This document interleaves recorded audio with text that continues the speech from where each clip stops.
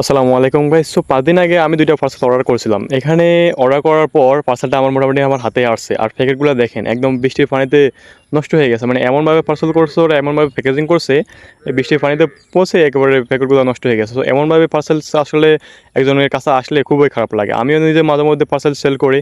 But আমি আমার যতদূর চেষ্টা করি যে পার্সেলগুলো যেন যারা আমার থেকে কিনে তারা যেন মোটামুটি ভালো একটা প্যাকেজিং পায়। সো এমন করে মোটামুটি পার্সেলটা সেল করার চেষ্টা করি। আর এখানে আজকে ২ টা পার্সেল অর্ডার করছিলাম। একটা হইছে আমার ছোট বোনের জন্য একটা ক্রিম অর্ডার করছিলাম। আর হলো একটা আমার DJI Action 5 Pro আছে, ওটার জন্য একটা চেস্ট মাউন্ট অর্ডার করছিলাম। এখানে চেস্ট মাউন্টটা হয়েছে যে কি, বুকের সাথে ক্যামেরা লাগিয়ে ভিডিও করা আর কি। মাঝে মধ্যে হাত দিয়ে বা কোথাও কারোর সামনে ভিডিও করতে গেলে কেমন জানি আনইজি ফিল লাগে। সো ভাবলাম যে বুকের সাথে যদি চেস্ট মাউন্টটা থাকে তাহলে ভিডিও করতে কোনো সমস্যা হবে না। এই জন্য মূলত চেস্ট মাউন্টটা অর্ডার করা। আর এখানে মোটামুটি যে বেল্টটা দিচ্ছে চেস্ট মাউন্টের সাথে মোটামুটি অনেক ভালোই এবং স্ট্রং। আর কালারটা মোটামুটি আমার থেকে ভালোই লাগছে, ব্ল্যাক কালার তো ওই জন্য গেঞ্জির সাথে বা শার্টের সাথে মোটামুটি মিল থাকবে, ওই জন্য মোটামুটি আমার থেকে ভালোই লাগছে।